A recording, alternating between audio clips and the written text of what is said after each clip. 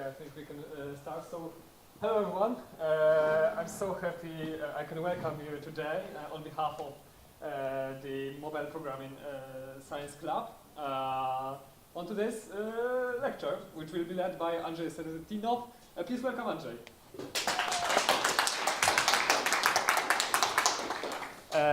Andrzej is an experienced developer who worked on titles like Minecraft Dungeons, World War III and many others.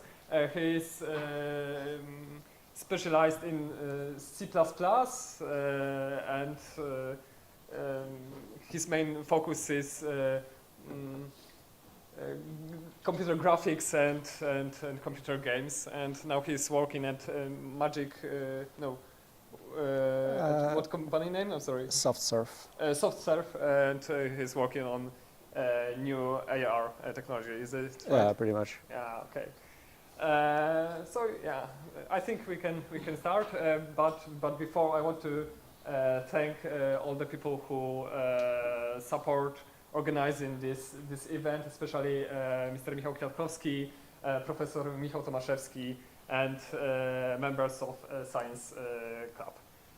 So, Andrzej, stage is yours. Okay, thank you. Thank you. So, hello everyone. I'm here to present you my thoughts, my experience, and whatever I feel is necessary for someone who wants to create some apps or engines or just try computer graphics as a game engine architecture presentation. And to begin with, the first question is, of course, how do we start it? And well, the first thing we want is to choose a language. It can be either C++, JavaScript, Rust, Python, or whatever it can be, honestly, as long as there are some frameworks or APIs that are actually created for this language. Of course, we can create them themselves, but it's a lot of time, and for the learning purposes, it's better to use something that is actually used by others, so we can actually learn from their tutorials, apps, or examples. My language to go is usually C++, because I've been mostly writing C++ for over 7 years. The next thing is to choose a target hardware. It's cool to write an app for Linux, Windows, and whatever we want to, but it takes a lot of time, a lot of debugging, and a lot of problems are creating during the creation. So it's better to first target only one operating system. And if we, for whatever reason, want to support 2 operating systems or different certain hardwares, then we might just create some abstraction layers or certain APIs that will later allow us to provide another implementation for it, so that we have a base class that we later implement in some child class for a certain operating system, and we do this for each operating system, for example. The next thing is to choose a graphics API. We can only use one API at once. Otherwise, we won't be able to use anything. That's how drivers work, pretty much. And usually people, to start, learn OpenGL. The reason is the simplest one. For example, to write a triangle, it will take you around 100 lines, 150 maybe. If you use a Vulkan, 1.5K, maybe 2. So there's a bit of difference. The other thing is, it's really implicit. And what I mean by that is a lot of things that you do in OpenGL is actually done under the hood. You don't actually have control over it most of the time, and it just happens by itself. It's a good and a bad thing. It's a good thing because it's cool to learn with that, because you don't need to understand every single thing to just draw a triangle or a simple model. But also it's a bad in a way that you don't learn certain things that are later very important to actually create some complex applications and complex systems. So the base idea is someone who wants to start to graphics programming first should learn OpenGL, and after that, after he understands the basic concepts of what is a frame buffer, what are shaders, how to connect them, how to create different draw calls, and maybe some simple things like how to create shaders and whatnot. After that, he can switch to some Vulkan, DirectX API and whatnot, because they're the current top standard for the industry. And with the base knowledge that he already has, he can somewhat understand what he's doing. The next thing is to choose an UI API. It's really cool to create things from scratch as a learning purpose, but most of the times creating UI from scratch is just pure pain. It creates a lot of problems, a lot of code that will later be deleted or changed because it was done in a wrong way, that just to create a button or a simple list of objects that we have in a level or a scene or whatever it is, creates a lot of complexity that we don't actually want. So usually it's best to use libraries, frameworks, and whatnot that we already have implemented that could help us with that. Because the main idea with engines and apps like that is to actually create the whole base that uses and merges all of the other tools. So for example, the UI is merged with the different drawbacks, different inputs, different meshes and different things on the scene for the user. So for example, I can create some UI bindings and create some keys that I can bind to certain functions. I can create some actions. What happens if I click on a mesh? They want to create some list of attributes of a certain model, so the set mesh. If someone doesn't know what a mesh is pretty much a 3D model, but because models consist of triangles and they are connected, we call them meshes. And after that, we need to choose some utility libraries that goes the same way. We want some logging libraries, audio libraries, physics, whatnot. And after that, the last thing for the starters is to actually use some top industry engines to understand what are their solutions for the user experience and for the performance. The reason is they paid a lot of money to some researchers, designers, and a whole lot of other people to actually create something really good for the user. And we can actually copy the ideas, try to learn from them, or even improve them with the base that they provided us with. So, are there any questions regarding the starters? No. Great. So, how are things usually made? The very base of engines and big simulations are the entity component system. And the entity component system is an idea that every single, let's say, object that we have in our scene, let's imagine that this room is a scene and we have chairs, we have people, we have some keyboards, computers, whatnot. Some of the objects need to be rendered. Some other need to actually have a collision. So for example, if I stand on this ground, it has to have a collision, but here on the roof or somewhere where no one is, I don't need to actually test for the collision because, well, there's nothing dynamic. So for example, if you have some birds flying somewhere just for the looks, we don't need to test the collision.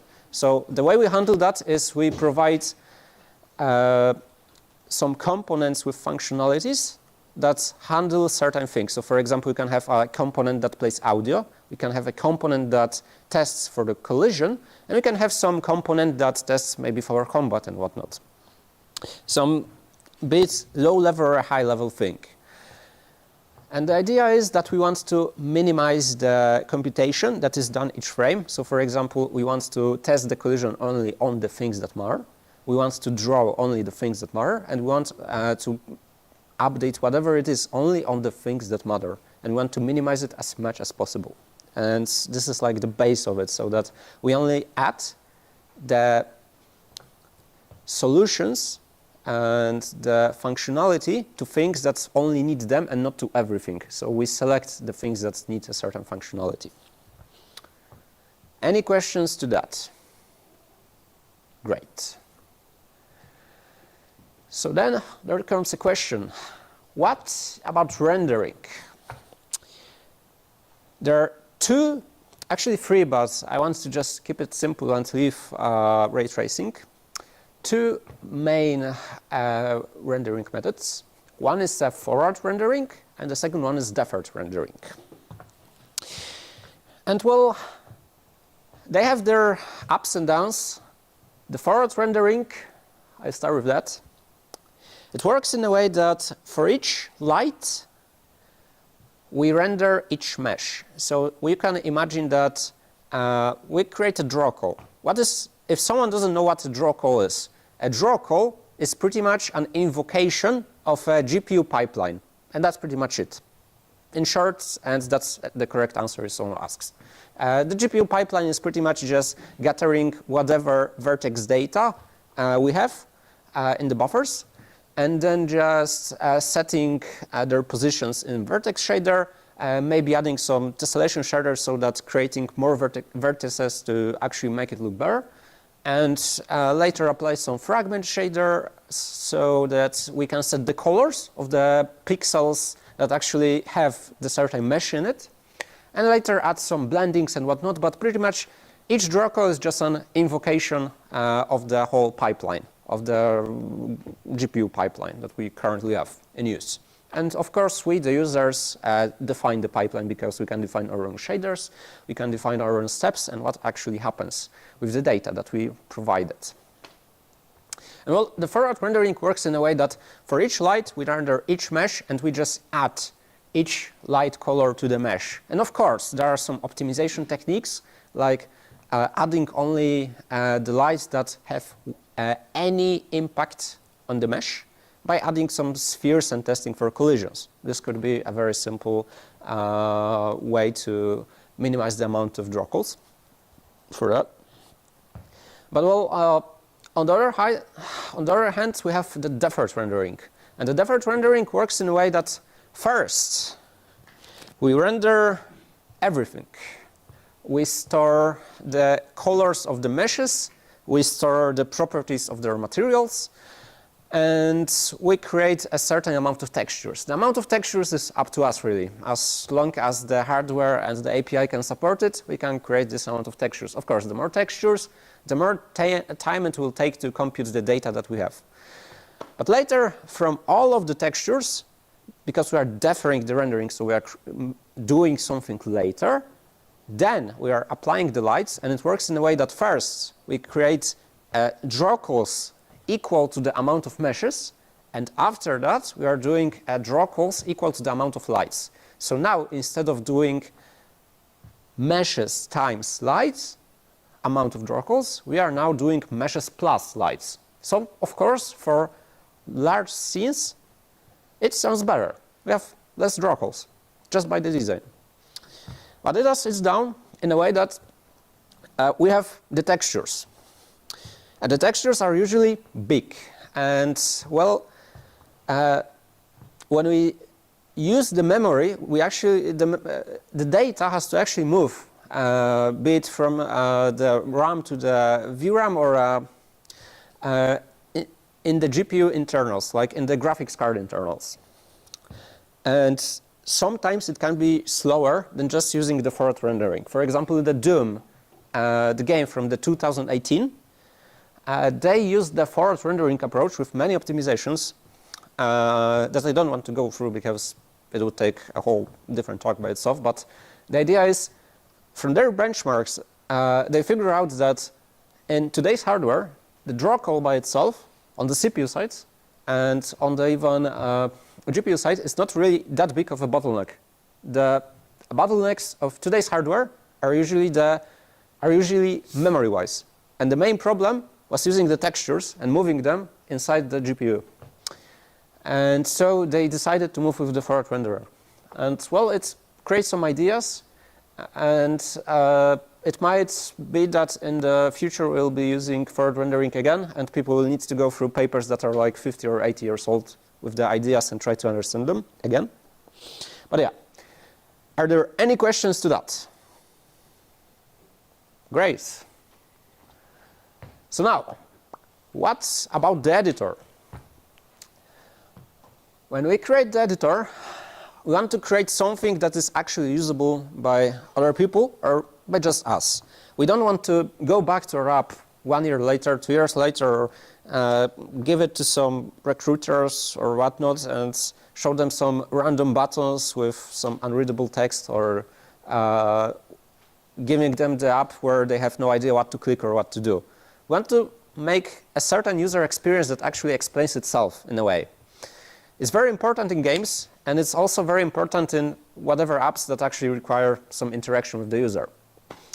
So we want to check what works in other engines. After that, we want to make it as flexible as possible. So we want to create dynamic options for different widgets. We want to create different classes of different widgets. So for example, some stacking data, some widgets going top to bottom, some widgets going left to right, some certain widgets, inputs, variables, whatever it is, some dynamic input, as I said, just to make it as flexible for the user as possible. Because the better the UX, the bigger chances people will actually like the app. Like most of the cases, when you see some games, when you see some apps on whatever it is, the code behind it might be insanely ugly, insanely bad, insanely slow. But it doesn't matter, because the thing looks really cool, and using it is also really easy. So there are the drawbacks of that. Of course, it's better to have a very good architecture, because it's easier to later scale it. It's easier to later modify it or do whatever we want to do. But most of the times we don't have time for that, because some deadlines, because people actually want results and whatever it is. So here it goes. And are there any questions to that? Great. So how do we debug the problems? For the graphics, on the Windows, I don't want to go through the consoles. I don't want to go through certain hardwares, because it also would take another talk. For Windows, we want to use usually RenderDoc. The way RenderDoc works is we provide it with the executable path. It will run our application, and we can create somewhat a snapshot, which pretty much stores the data that is actually used in the certain frame that we wanted to capture. And it can actually tell us about the data that is computed by the shaders, what are the outputs, what are the inputs, and how stuff works. So for example, a lot of times we want to see our meshes. We want to see our models. We want to see our implementations. And there are many ways to break something. And through just looking on code, comparing it, maybe asking ChatGPT if someone wants, a lot of times we won't actually be able to solve it this way. We actually need to debug the things that are inside our graphics card. And to do that, we need to use some third-party software, like RenderDoc. The other thing is to use own implementations. For a lot of things, we actually need to create some certain way of logging and debugging our data. And a lot of softwares, at least from my experience, when you create a huge architecture, huge app, are actually not that good in a way that we usually want to bind our own implementation to many different debugging ways. So let's say that we want to have some file with logs. We want to have some maybe runtime console with, again, some logs. And perhaps we want to have a lot of try and catch systems, or just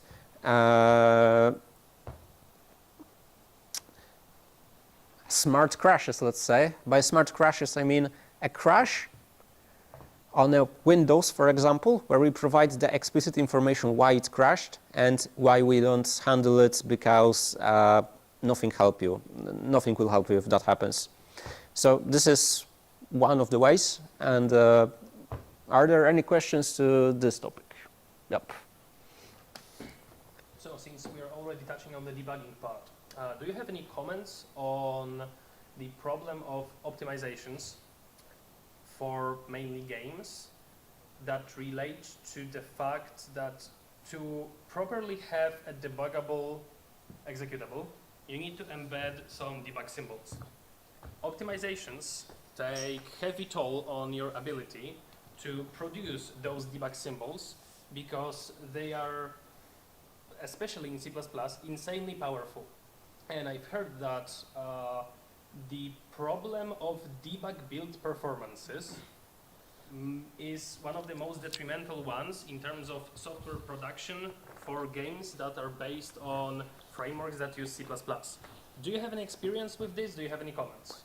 Well, first it depends on the type of game, because there's a difference for a client-side and a server-side crash, of course. But if we talk just about the client side, so something that happens on our hardware, the first thing is usually there will be some crash dumps that are collected by the engine.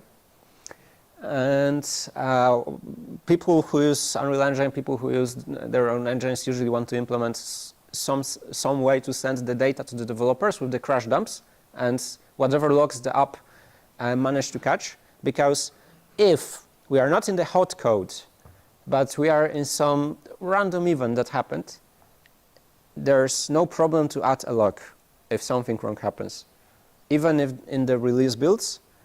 And well, some people in game dev like to do many premature optimizations to save whatever cycle they can, but usually it's a very naive approach. And in most cases, the problems in today's games are usually graphics and not the CPU side. Of course, it depends on the game, but in most cases, it's just graphics. And on CPU side, usually there's no problem to add an if statement to check if a certain value is valid, or add a log to make sure that something actually is behaving properly. And later, if a crash happens, for whatever reason, you can send the log file or send a crash dump or whatever it is to the developers, if the user agrees to it, of course. So basically, it is sometimes, or most of the times, preferable to arm your process, your application with heavy logging, so that you don't actually need to place that many debugging symbols in the application, especially in the release build. Of course, it depends on the application, but yeah, it's preferable to have just a proper logging system. Because I really doubt that in this year, people have a bottleneck or lags or whatever because they added like 10 if statements in a frame, or even 100 or 1000. Like, I don't believe in that. Thank you. Are there any questions to that? Okay. Sorry, I don't hear you. Can we read values of variables on GPU memory, like in Visual Studio when you try to debug some application, console application? Only if you use renderdocs or okay, so the question was, can we read the values of variables that are on the GPU? So for example, like something that we have in the shader. If I right remember, we can check the textures in the Vulkan, but how we can work with variables, not only with textures. Okay, so pretty much,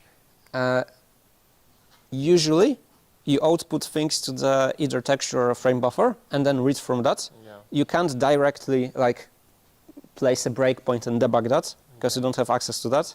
The only way is to either check what you are sending to the GPU and before that read it, or after you do that, read from a texture that maybe has stored the values that you care about, or from the frame buffer. Okay, or error logs. Any other questions? Yes? Yeah, I'd like to go back a little bit to the optimization and debugging, because in shipping you also first on the logging. There is pretty much no debugging for the shipping fields in game. But you can create your own. Like, there's no problem to create a file that you later write some text into. Well, yes, but I'm talking about like what's happening in production, and none of the engines do that. You purge all debugging, all logging from shipping codes, right? Usually, yeah, Yeah. in the you engines. don't have this information. Yeah, but normally you can remove one macro from the engine or just comment it and actually have the information, and it's actually really helpful because Yeah, I know. I'm just saying Yes, then it's optimized out. Yeah, so there is no logging in shipping session. Yes. I mean, there is some, but Not helpful. Even in Unity apps, usually there are. You have the Yeah, app but data, not you in can find them easily. In case I mean, as I recall, there are some internal loggings, at least in Unreal. I'm not sure for the Unity, but usually anyway you want to add some logs. Any other questions? Okay.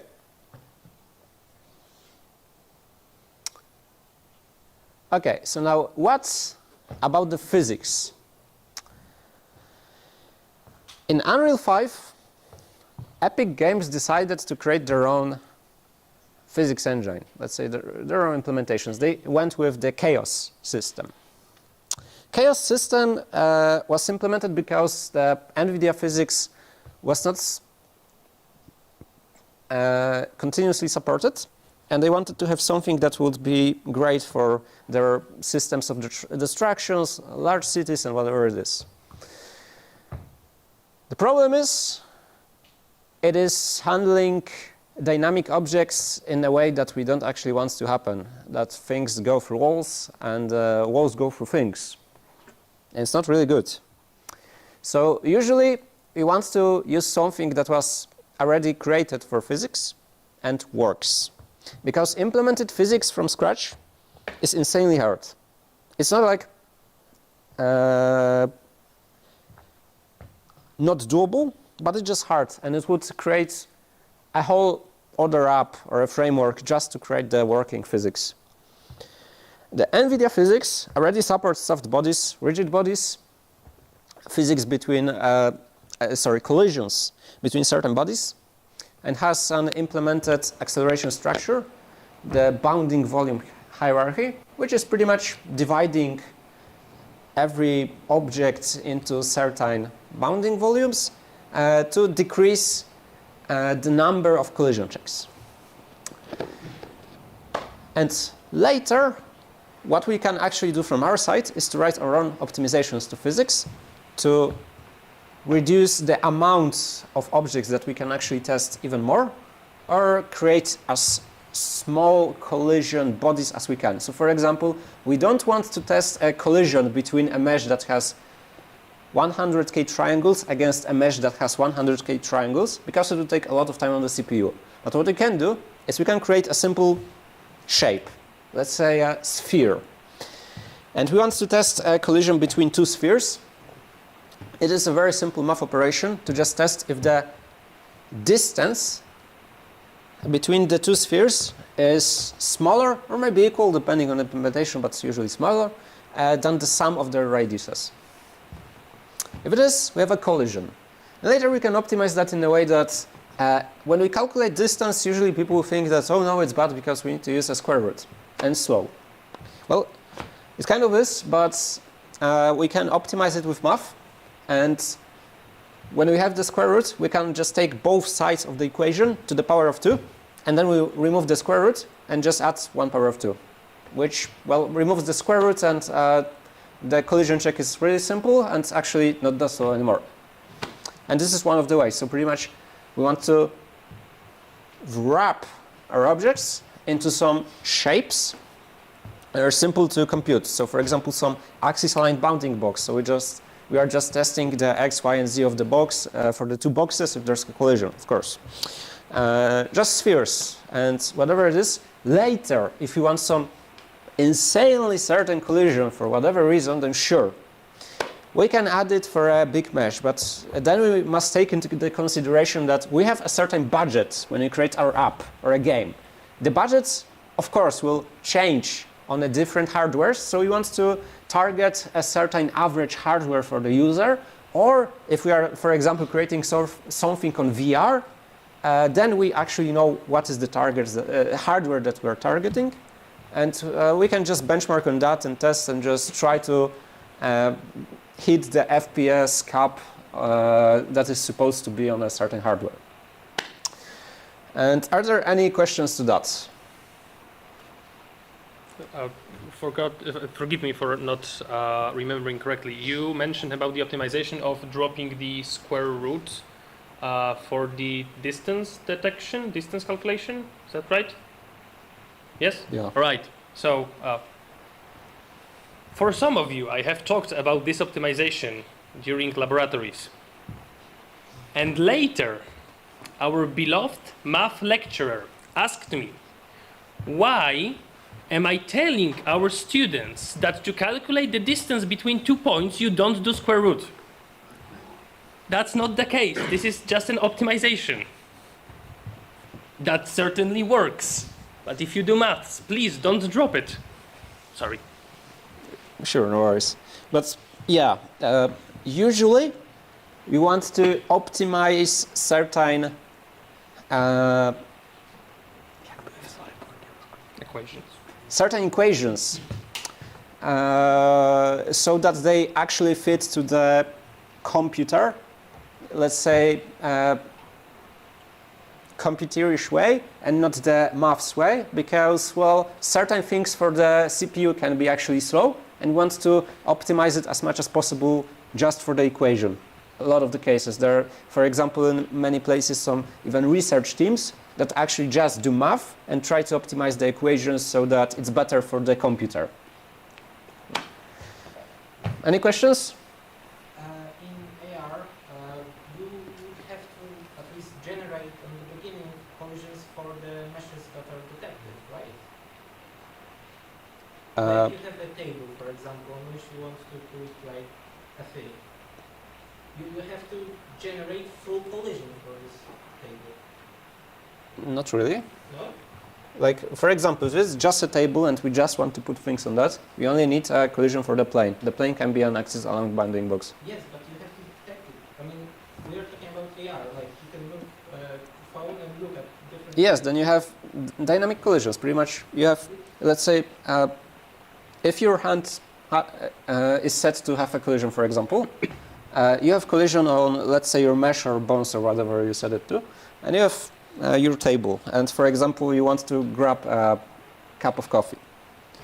The cup of coffee has its own collision. It can be somewhat of a more, either a simple collision, and you create a hack with animation so that when you're really close to the cup, as in some games you can see that you're actually instantly grabbing it, and it's a way that you collide it with some bounding box or a sphere, and it just moved to the grab animation.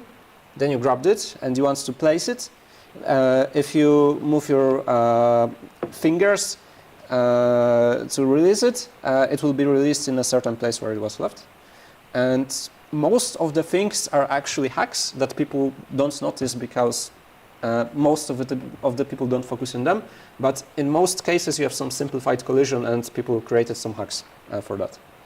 That's visually change little to nothing.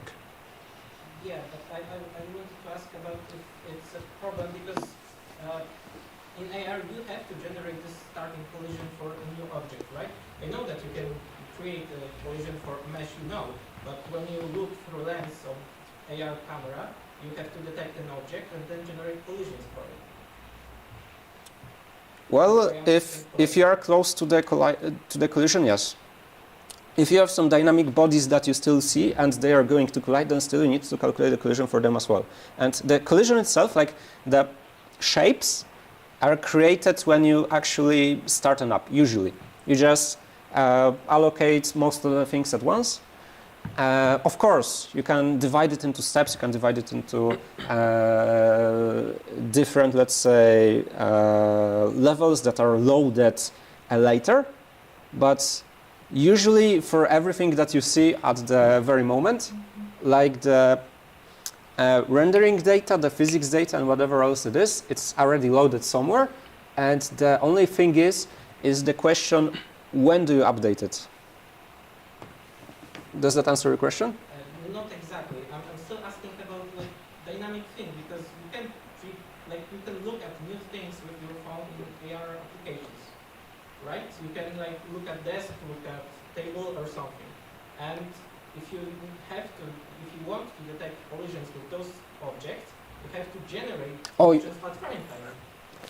Okay, you're asking about that. Yeah. Yes. Yeah. Is that like a big problem in AR? Yes, it is. Yes. Thanks. No worries. Sorry, I didn't understand it at first. Okay, any other questions? Okay, was there a question? Okay. How do we optimize the engine once the basics works? So, the usual way, as I said previously, is that we want to divide our data or entities and whatever it is into as many groups as we can, so that we don't update everything at once, but we divide it into small parts and we only update the small selected parts.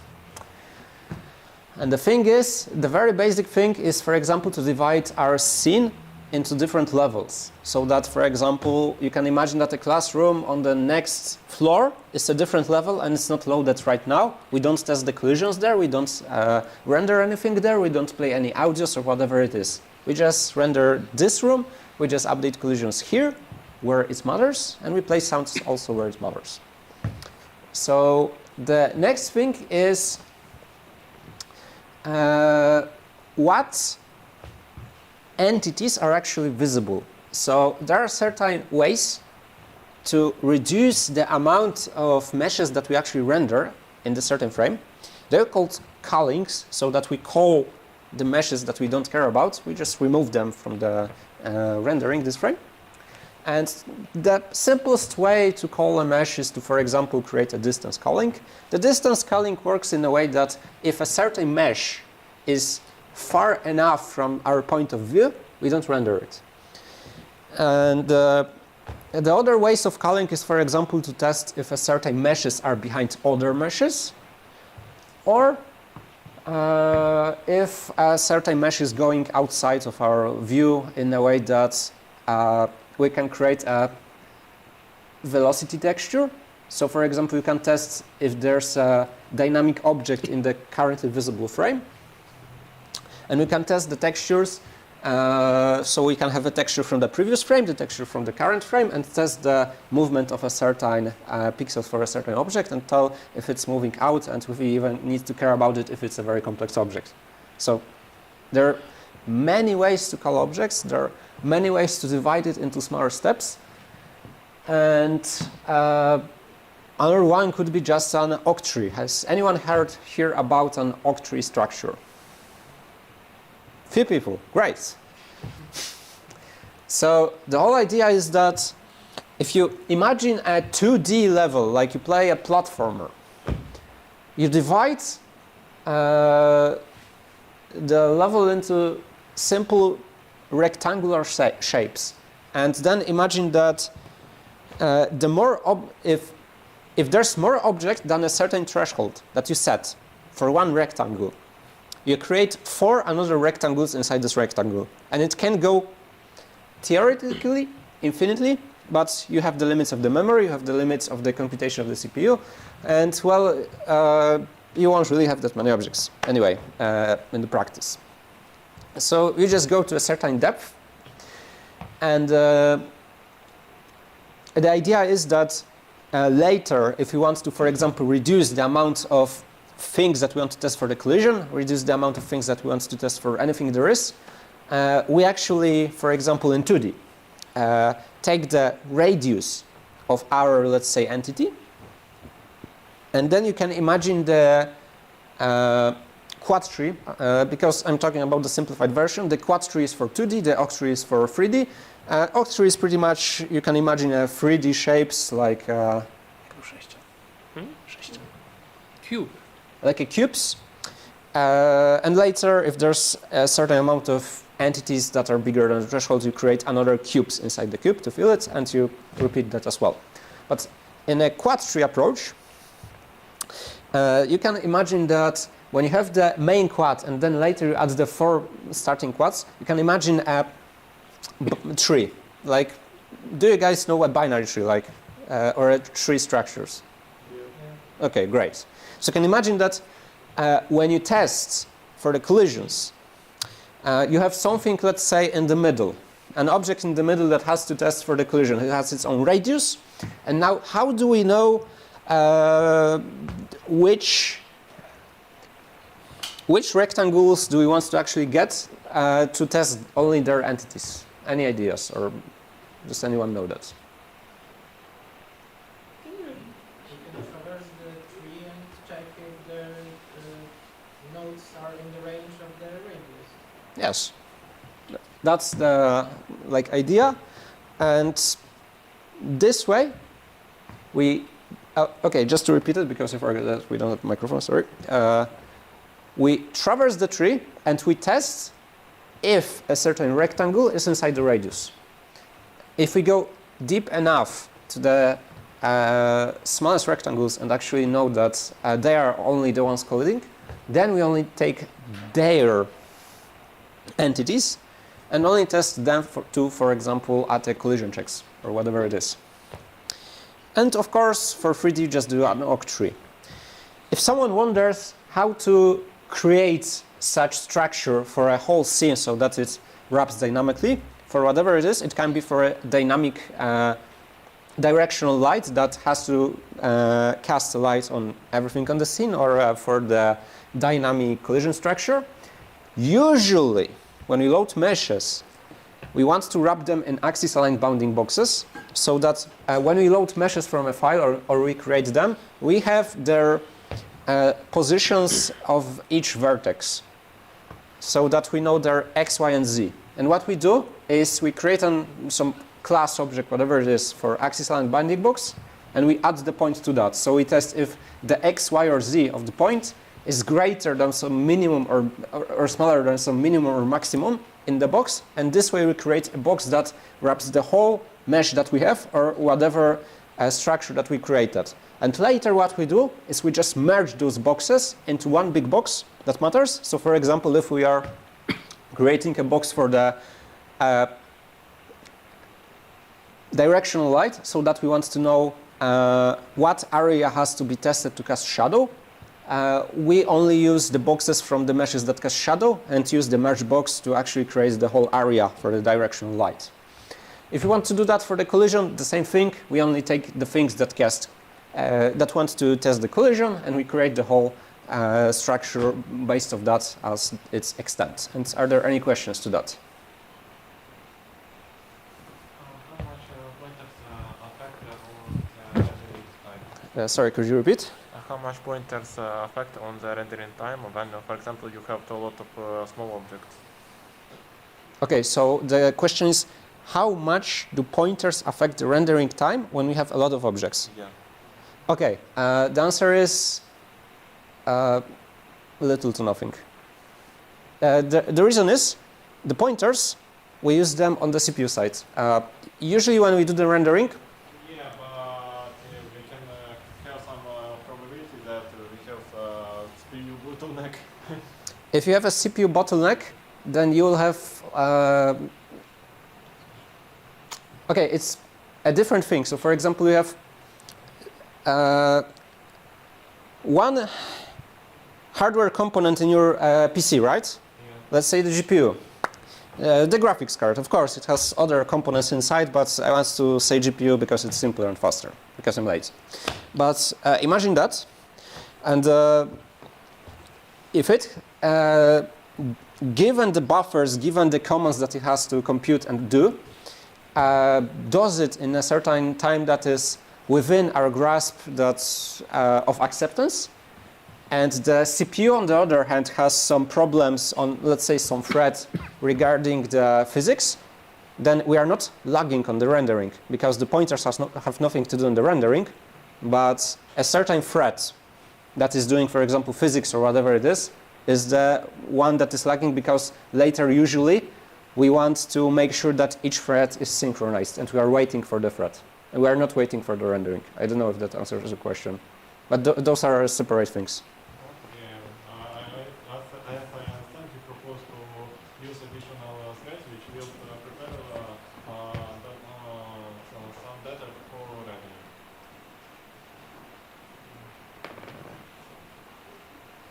I don't think that I understood your question. You said that I Okay, I just know that pointers is a very bad function when you want to do some optimized application, and which will work very fast. So let me try to guess what is the genesis of this assumption. Pointers introduce indirection. Indirection, especially random indirection, might be detrimental, especially in cases where we want to have good cache locality.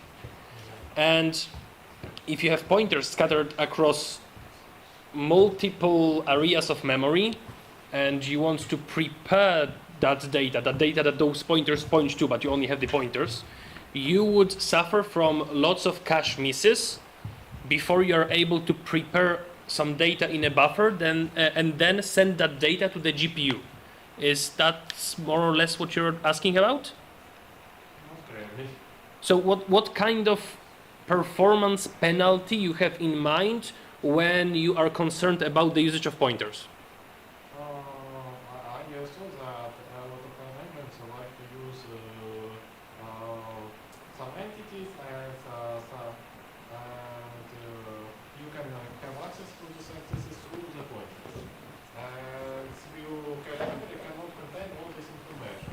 And as a result, you have some delay if you want to render some objects.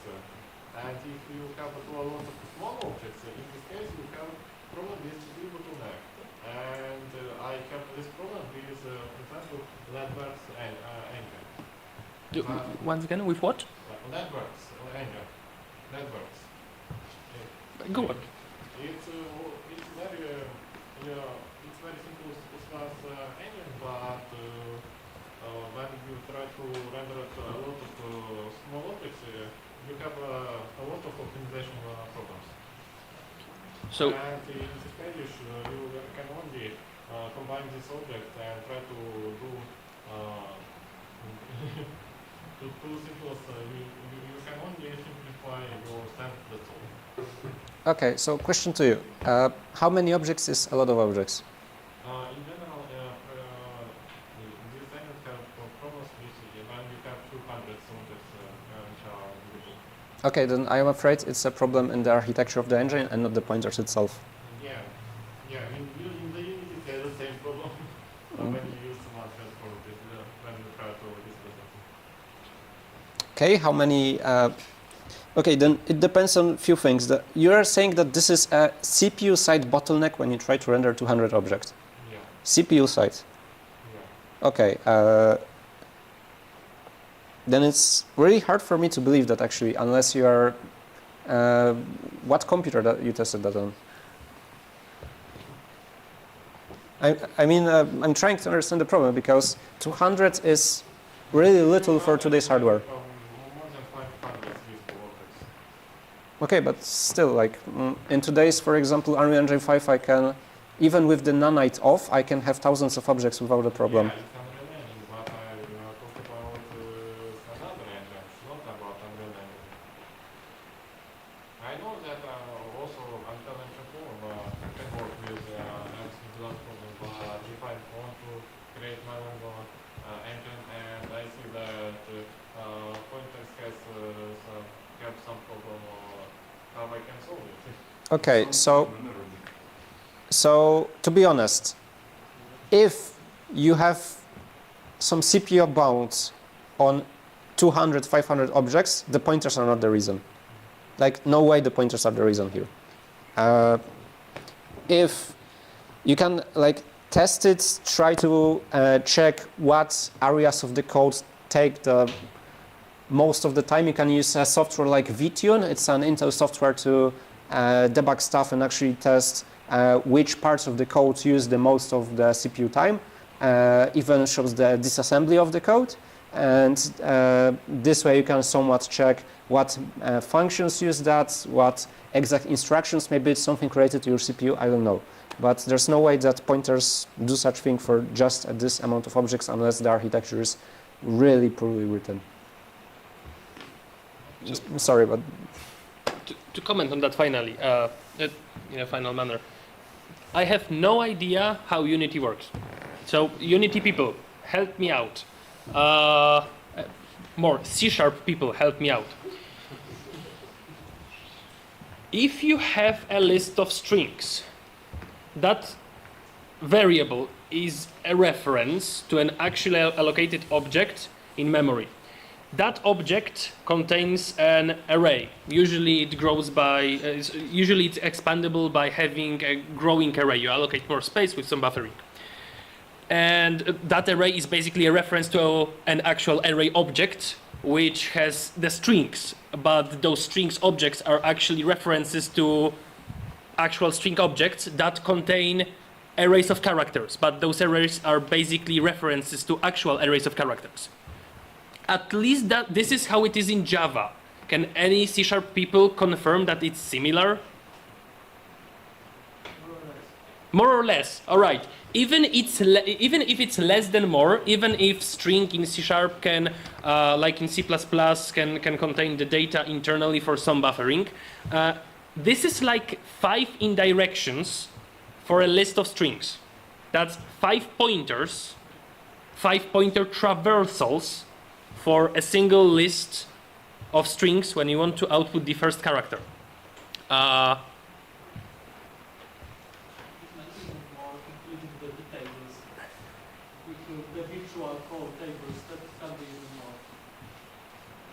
That guy knows what's up.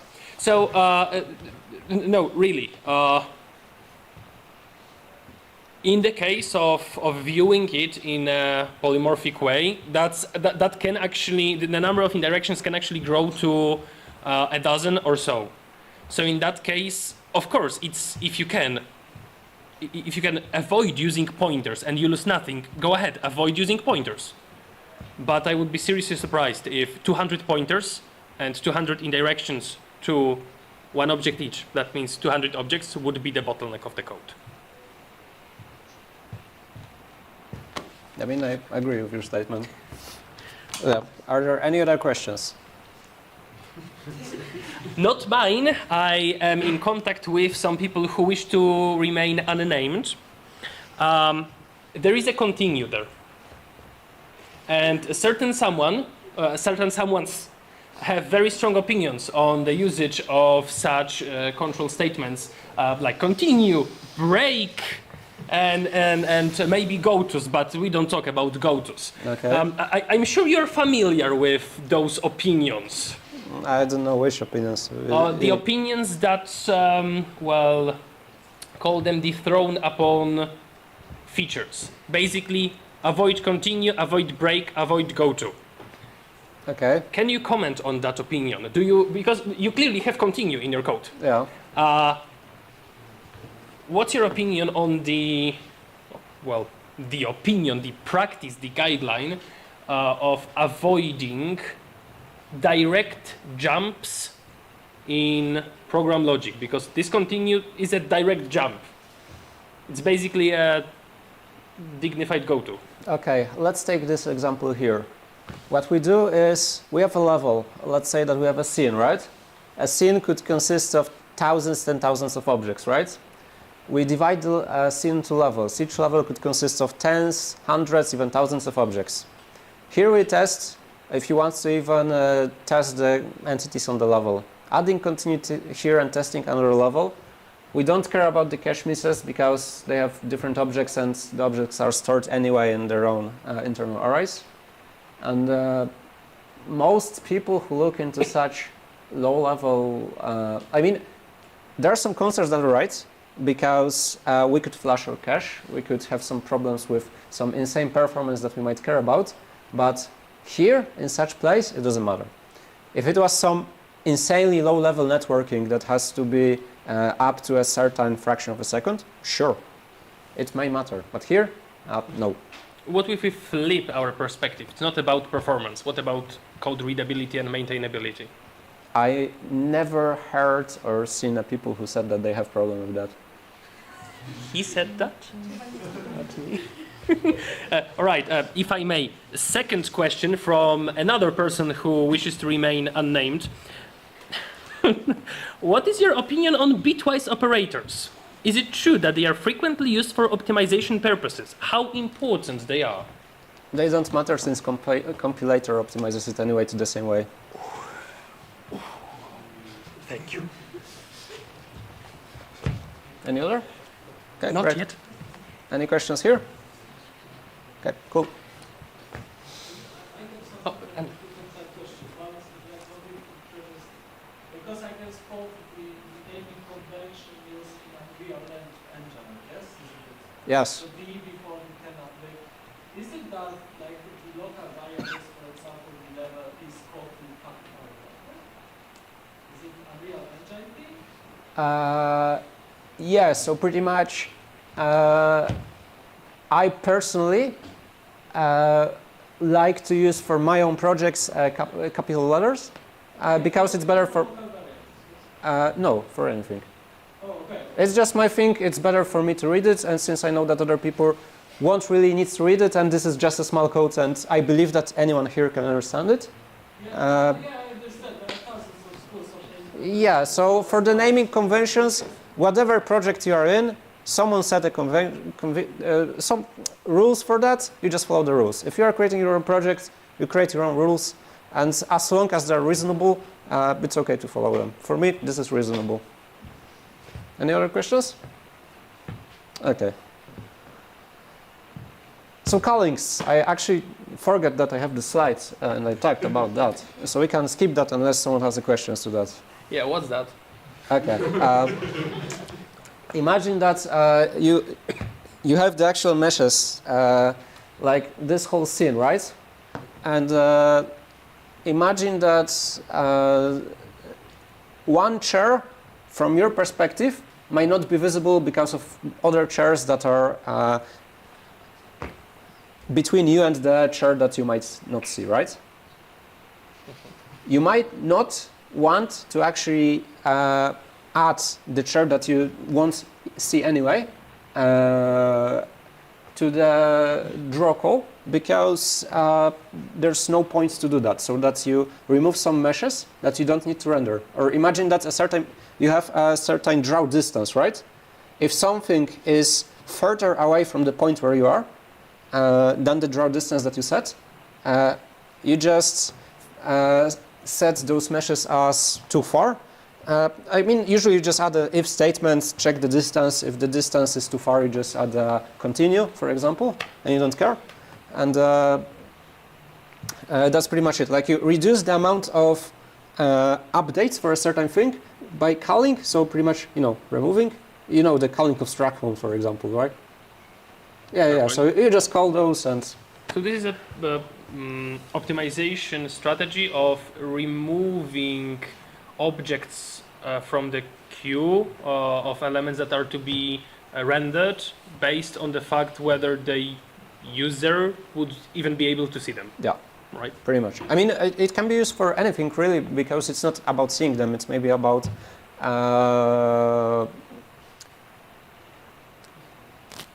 there are some problems with translucency. So, for example, translucency is one of the hard topics in graphics. And a very hard thing to do in graphics is to actually handle properly two translucent objects that are, for example, hugging. The reason is, when you render translucency, you need to do it back to front. And if they have different animations of moving their hands, their legs, or whatever it is really hard to tell which one is closer to you. Of course, there are many hacks, but the thing is, sometimes you want to optimize it and remove it from the frame, and even remove such calculations and just do a simple, I want to render you first, and if it's wrong, then I don't care because it's not like the main thing for the app. For example, like even removing certain hard calculations. So not only like removing something that is too far, not only removing things that you might not see, but also removing things that are hard to calculate and we might not need it, because it's, for example, not the main feature of our app. Can you provide an example? I just provided.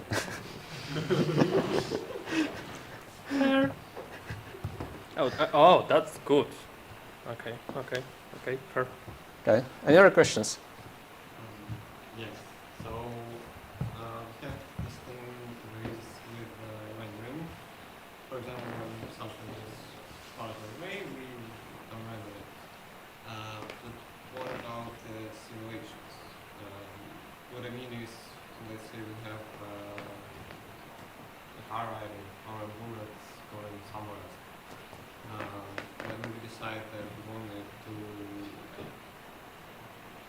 do some action, and when can we start simulating? So you mean like you have a bullet, it flies somewhere, and you want to do some action like on impact? No, I mean that it flies, and somewhere it has to disappear, right? Yeah. When do we stop? It's up to the design of the app. Like from the engine perspective, or from the framework perspective, or API, or whatever you call it, you want just to provide a variable that would be a lifetime of an object, for example. If it's me, I would provide a boolean if we even want to use such a variable, and if yes, I would provide also a variable. So two variables, boolean and a float for a time, or whatever you want to have. And after a certain time, you might just either stop rendering the object and store it in the memory to don't allocate it, because if you have bullets, for example, it's actually a good idea to don't allocate and deallocate them every single time, but just have a certain array of bullets in the memory, and just show certain bullets. When they disappear, they return to your pool and reuse them again.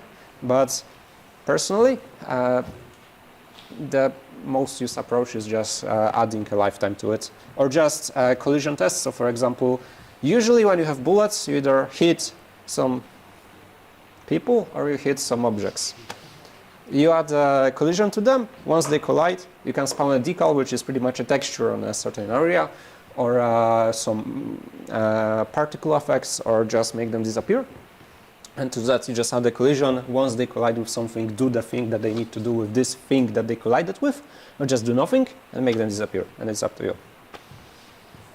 Does that answer your question? Well, not of course, because what if you have some similar bullet, but some much more costly in matter of performance, some process, which we can somehow decide to run or not run. How to put it better? We have some processes that are hard on our hardware, and sometimes we see them, sometimes we don't see them. Is it sometimes better to run them always, or stop when we are far away, or run again? Sorry, to understand you clearly, Yes. You're talking if there's a certain process or a thread or whatever it is that is just really slow for a hardware or actual frame. So, and you're asking if we add a decision to that, whether or not we want to use it based on the performance on the current hardware. It is a very good idea. However, I haven't seen it implemented anywhere really, because it takes a lot of additional code, and usually people, I mean, it's a good idea, like this is a cool thing to have, and a cool question, but I personally haven't seen it implemented anywhere. Like usually you just test the hardware if it supports certain things, and you test what is, for example, the graphics card, what is the CPU, and based on that you enable certain things. And to know that, you just benchmark what works, what not work. And that's pretty much it, because your solution sounds cool. It's a really cool idea, great, but it takes a lot of time to implement. And most of the time, you can't really do that good of an architectural way. And also it adds another very bad thing for the user, which is loading time. You need to test the performance of everything, really. Or maybe someone will see something for a split second or a few seconds, and then what? Like, other problems, design choices, whatnot. So it's a cool concept, but I haven't really seen it in use because, well, a user experience. But yeah. Any other questions?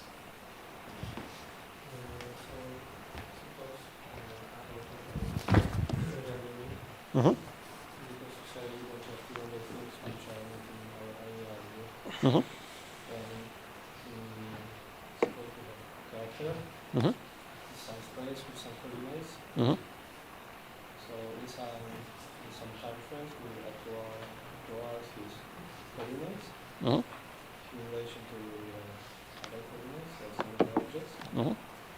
So do we have some laws that we don't have to check the collisions for all of the objects in this character, but we just have we know that for some are too far, and we can have larger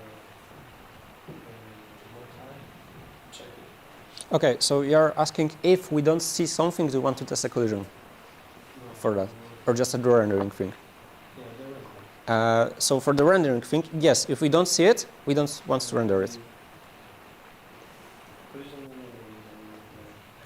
You mean both? Okay, for the collision. The first thing is, if you don't see it, you probably still want to test the collision because you don't know what may happen.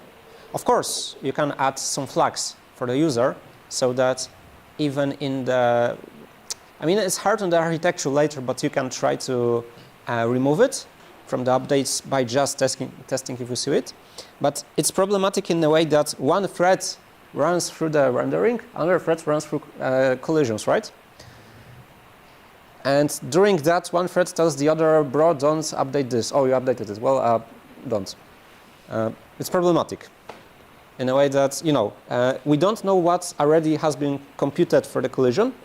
And if we wait first for the rendering threads to finish to later start computing the collisions, it takes a certain time that might be actually crucial for a wrap.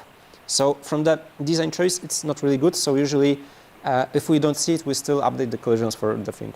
And it's up to us to like decide what do we want to update the collision on another thread. So actually the two threads they don't care about each other in a way. Does that answer your question? what is the because we will have to check all of our map, whether it's in the space every time, or we know that certain things cannot be seen in 5 seconds, and after 5 seconds we check it, but some things are checked more often. Whatever calls you add, they're up to you. However, adding timers and other things are adding way more if conditions, way more indirections, and way more complexity to your architecture. When we check all the things, isn't it slow? Not really, because you divide them into such small parts that the CPU doesn't care. Because for the CPU, for the rendering, for example, right? Telling the GPU to do 1K draw calls with certain meshes, as long as the meshes are not insanely complex, they don't have insanely amount of materials, and the materials are not insanely hard, and you're not doing some crazy ray tracing, the hardware doesn't really care today. For the collisions, of course, complex collisions are slow still, but you don't really have that many collisions on the level, and usually you only update during the runtime the collisions and the test for the dynamic objects, because the static objects, they sit still in certain places, right? And well, after some time you know that they doesn't matter. They don't matter. But what matters are the dynamic objects that are moving somewhere, and they might cause the collision effects. And those are the things that matter. And well, it's up to you to like understand and develop the architecture in a way that only the things that matter are updated. And it's hard, but this is the way. Okay. Any other questions? Okay, great. Andrzej. Spróbuj tylko. Dawaj, obydwie. Na gaz. Cool. Twice as many. Now, we go into a data-driven programming, or data-driven, or whatever people call it.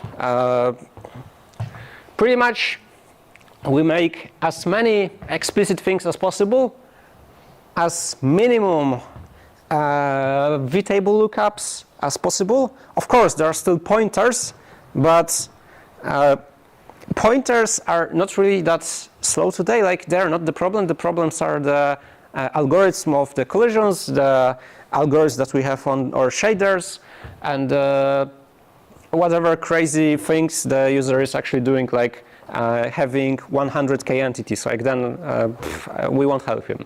But yeah, not our problem really. What we want to do is to make it as fast as possible for the user, so that we actually have the as cache-friendly code as possible and as explicit as possible, in a way that when you have an array, the array is only to the objects that are, for example, for sure render this frame, or for sure test the collision this frame. Like, this is a very simple example, but this is one of the ways to do that. And the first thing is to, well, when we have our components, I was talking about the entity component system, and we have the collision components. It's cool to have for each component a mesh component, collision component, and have on them their own update methods, and they're updating each other, and they're doing all that cool stuff. But the best way to be as cache-friendly on the GPU side and the CPU side is to actually create internal arrays that they add themselves into and remove themselves from, and actually work on those arrays and not the components itself. So those are the explicit arrays. The next thing is minimize the vtable lookups. So as I said, just minimum indirection for the vtable, and works in a way that when you have the entities, you want to have as small size as possible on the CPU side, so that the smaller the size of the object, the less time it takes the CPU to take the memory from the RAM and do things with that. And also the better chances of it being cached. Of course, premature optimization. Will it matter in most cases? No. But does it change something? Yes. On certain benchmarks we can see very visible gains. And well, those are the things that we might want to look into. So are there any questions to that? No. Okay. So now, I've been talking about threads. And well, usually when people create apps that are big, they create certain threads for certain things, and they think, okay, I have my threads, everything should be optimal as possible. And well, it's not the best solution. We can have some usual threads as in the games like render, input, physics, AI, audio, and whatever we want to have. But there are still problems that in most cases our CPU is not running on the 100% of its power. And does anyone have an idea or know how we can solve this problem? How we can use 100% of our CPU here? Use a single thread? Use what? Use a single thread. No. Like, this is slower then. If you use a single thread, you merge everything on this thread. Use the number of threads to the cores. Like. Yes, like, in a way. Actually, 2 times the amount of cores. After that, we start having some bottlenecks, but up to 2 times the amount of cores, it's fine. So pretty much what we do is we create a thread pool. A thread pool, in a simple explanation possible, is an array of threads. How many threads? As I mentioned, usually 2 times the amount of cores that we have on our CPU. How do you know that? Any API that we have on the operating system, if the operating system does not provide that, we need to go on a call with the guy who implemented the operating system and tell him how does he sleep. Because this is not the way to do that. And now, how do we do that with so many functionalities when you have an array of threads? We assign the very basic ones like rendering, physics, AI, audio, whatever it is. But later we still have some free threads. And the solution is thread workers. And what's a thread worker? It's pretty much a thread that is awaiting a certain task that we give it during the runtime. The task might be to compile some shaders because we loaded a new chunk or we are starting the app and we need to compile the shaders. The task might be to rebuild our octree. The task might be to call some meshes, whatever it is. The tasks that are on the main threads are divided into different functions that we can run on the other threads, so that the whole computation that we might do later on the threads is actually done on other threads, and later we just synchronize it during runtime. And this, in many papers, has been proven to be way faster for big applications, and if implemented correctly, with little to no locking, with very limited, let's say, amount of tasks that are, for example, we don't want to compute some bitwise random things that the compiler does for us, or very small things that don't matter, because it then will be even slower, but actually some things that we would see on some benchmarking tool that actually take some visible time on a given thread. And we can then add it to a task that creates some abstraction class task that will have a function pointer and do things with that. After it's done, give the results to the thread that is called it. And this is pretty much a solution done by many engines, many even big apps, not only engines. And as I said, this has been proven to be the most optimal that I know of today. Any questions to that? Great. So pretty much the next thing is, what about the animations, shadows, crazy MacFox, API funding, and so on?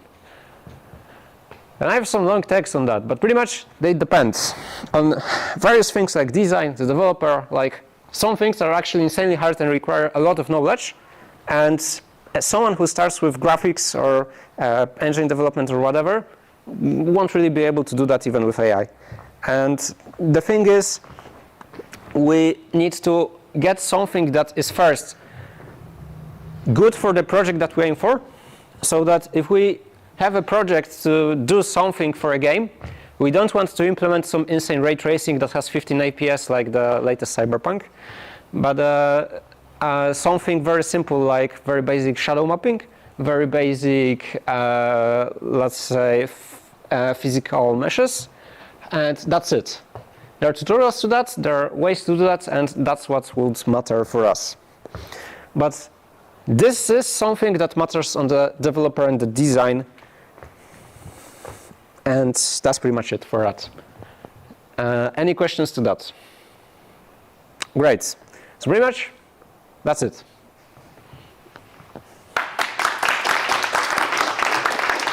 Thank you. Last chance to ask questions. Do you always use ECS? Yes. Always. No matter what size of the project? I mean, if it's a project related to big 3D simulations or rendering, yes. That's a smaller one. Smaller one? If it's just random rendering, then I don't care, and I just create small objects that are just for rendering without ECS. Like, it depends. Talking about ECS, do you have some experience working with some particular library for ECS? Sorry, are you asking about particles? About ECS, Entity Component System. Yes. Like, did you yourself have you ever tried to create one yourself, or did you use some particular library for it? For the particles? Yeah, for ECS, Entity Component System. For the entity component system, I just created myself. Like, you just create a class called component. The first thing, you have an entity. The entity has an array of components. The component has just some basic implementations like relative transformation, which is the position, rotation, scale that is relative to its parent, and it can have its own like child components, for example. And the same goes to them. So, for example, if you move the parent or the main component, it moves the child as well. And so, for example, if you have a pistol in your hand, you move the hand, the pistol moves as well, right? Okay. Or if you have a character that has other mesh as a backpack, the backpack moves as well. The other thing is, for the collisions will move as well with them. and that's the main thing. And later, what you add is for a certain component to be it as optimal as possible. For example, you say that the component has to check for the collision. You add the component to some internal array that only tests for the collisions, right? And Yeah, that's the okay, basic idea. So first thing is that, as I know the concept behind ECS, it's the system, not the component, which is about to have which is to have logic. And the problem, at least which I faced, is this shift from data-driven design, where I get rid of my object-oriented design structures, shift to first the data-driven design, and then later shift to ECS. Because at least the problems I faced is that systems themselves are pretty hard topic, if we want to implement them properly. They offer a lot, for example, threading, if we want to make some specific operations in parallel. We can make diagrams and, for example, resolve systems, for example, if one system requires some logic from some another. But I still miss at many presentations this shift from data-driven design, when we split things into components, and move to actual systems which automatically resolve our logic. And to be honest, I still have problems, and this is one of the problems which I keep asking people, because ECS in general is actually pretty new. If we look at Unreal messing with mass, Unity messing with dots, and to be honest, I don't see people talking about the differences between data-driven design and ECS. And that's my question. Yeah, so pretty much the whole basis of ECS is to create a very, when I develop my own app, for example, and I want to implement ECS, of course, it depends on you. How do you exactly implement it? It's a very hard topic. It sounds easy, but to implement it correctly, it's insanely hard to have the architecture correctly. When I do that, for example, I do it in a way that every component has its own, let's say, destination of usage. Sorry, I forgot words. You mean purpose? A purpose, yeah. Every component has its purpose, and depending on the purpose, I want to add it to a certain internal array. But from the high level, when I have my scene and I want to add a component, I just want to click mesh component, it's added, and from the user perspective, that's all I care about, right?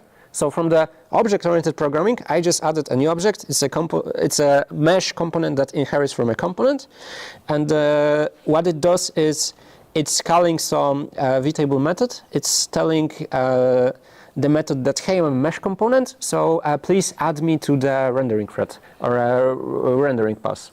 Yeah, I'm not sure if that's not some hybrid design then, because as I understand, the components are only to store data. That's why, for example, they are represented as structures. This seems to me like a hybrid design where also some object-oriented, some inheritance is being used, yes? Yeah, pretty much. As I mentioned, in my case, I only use the data of the components to know to which array add them and to know how to update their transform. Yes. And that's pretty much it. As I've seen, Unreal does a similar thing, but they do more on the object-oriented side. But this is really up to you, because in most cases, the performance does not differ that much from that. So it's really up to your design, and you just need to benchmark it. It's one of the things that you need to do yourself, or just try to copy from other people. Okay. That's pretty much it. It's a tough topic. Any other questions? Okay, so I guess that's it. Once again.